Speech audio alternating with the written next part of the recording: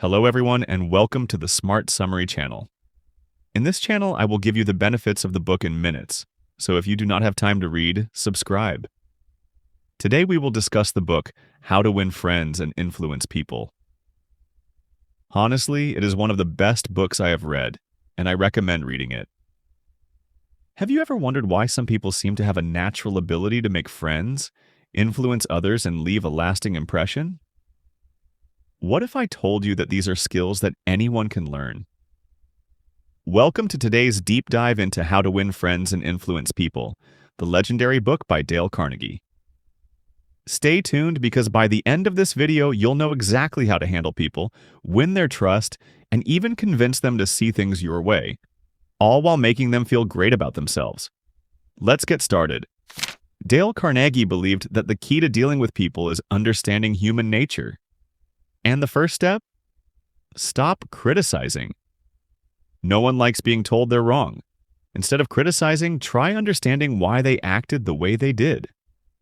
Even Abraham Lincoln, one of history's greatest leaders, learned this lesson the hard way. Early in his career, he publicly criticized people until he almost got into a duel. After that, he vowed to never openly condemn others. The lesson here? If you want people to change, inspire them, don't insult them. But people don't just want to avoid criticism. They crave appreciation. Charles Schwab, one of the most successful businessmen of his time, said his secret was simple. He appreciated people. Not fake flattery, real appreciation. If you want to influence someone, recognize their efforts. Tell them what they did well. It makes them feel valued, and people naturally like those who appreciate them. Finally, the most powerful way to influence people. Make them want what you want. Instead of telling them why they should do something, show them how it benefits them. A classic example? A father once struggled to get his son to eat carrots. Instead of ordering him, he simply said, "Carrots help you see at night." The boy immediately ate them. That's how you influence without forcing. Now let's talk about how to be more likable, because let's be honest, people don't care about how much you know until they know how much you care. Carnegie gives 6 powerful tips for making friends effortlessly. First, be genuinely interested in others. The easiest way to make friends? Show curiosity about people. Ask questions. Listen. One of the most loved U.S. presidents, Theodore Roosevelt, would research his guests' interests before meeting them so he could talk about what they loved, and people adored him for it. Second, smile. A smile is the universal sign of friendliness. It makes people feel safe and welcome. Simple, yet incredibly effective. Third, remember names. A person's name is the sweetest sound to them. Carnegie tells a story about a hotel clerk who greeted him years later by name. That small detail left a strong impression. So, next time you meet someone, repeat their name in conversation. It helps you remember it and makes them feel important. Fourth, be a good listener. Want to be seen as a great conversationalist? Say less. Listen more. Encourage people to talk about themselves. Carnegie once spoke with a woman who later raved about his fantastic conversation skills, even though all he did was listen to her. People love to talk about themselves.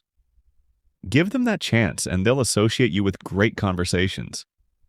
Fifth, talk in terms of the other person's interests. If you want to build rapport quickly, find out what excites them. People engage more when they discuss their passions. And finally, make others feel important. And do it sincerely. Everyone wants to feel valued. A simple acknowledgement of their strengths, a genuine compliment, or showing gratitude can make a lasting impact. Now let's move on to how you can win people over to your way of thinking. The first rule? The only way to win an argument is to avoid it. Carnegie argues that even if you win a debate, you often lose the relationship. Instead, find common ground, listen, and work towards mutual understanding. Another key principle is never to say, "You're wrong." People naturally resist being told they're mistaken. Instead, acknowledge their perspective and guide them towards seeing your point of view. A simple phrase like, "I understand where you're coming from," can make all the difference. And what if you realize you're wrong? Admit it. quickly and emphatically. People respect honesty and humility. By owning up to mistakes, you build trust. Always begin in a friendly way. Starting a conversation with hostility puts people on the defensive, but a warm, respectful approach makes them open to your ideas. Another psychological trick Carnegie teaches is to get the other person saying yes as soon as possible. If you start with agreement, they're more likely to stay in that mindset. And here's a powerful tip. Let the other person feel that the idea is theirs. People are more committed to ideas they believe they came up with. If you guide them to a conclusion instead of forcing it, they'll embrace it more naturally. Now let's talk about leadership. Carnegie provides key principles on how to be an effective leader without resorting to force or authority. First, if you must correct someone, begin with praise and appreciation. Then, instead of directly pointing out their mistake, suggest improvements subtly. Benjamin Franklin mastered this technique. He never directly criticized others, but instead framed suggestions in a way that made people feel empowered rather than embarrassed. Next, ask questions instead of giving direct orders. People respond better when they feel like they have a choice rather than being commanded. Another golden rule: let people save face. If someone makes a mistake, don't embarrass them. Find a way to correct the issue while preserving their dignity. Praise every improvement, no matter how small. Encouragement keeps people motivated to do better. And finally, make the other person feel important. Recognize their contributions. Give credit where it's due, and people will respect and follow you naturally. So, to wrap this up, Carnegie's book isn't just about influencing people. It's about building genuine, lasting relationships. His principles teach us that the best way to connect with others is through kindness, appreciation, and understanding. If you apply these techniques in your daily life, you'll not only gain more friends, but also create deeper, more meaningful connections with those around you. Thanks for watching. If you found this video helpful, don't forget to like, subscribe, and share it with someone who might benefit from these timeless lessons. See you in the next video.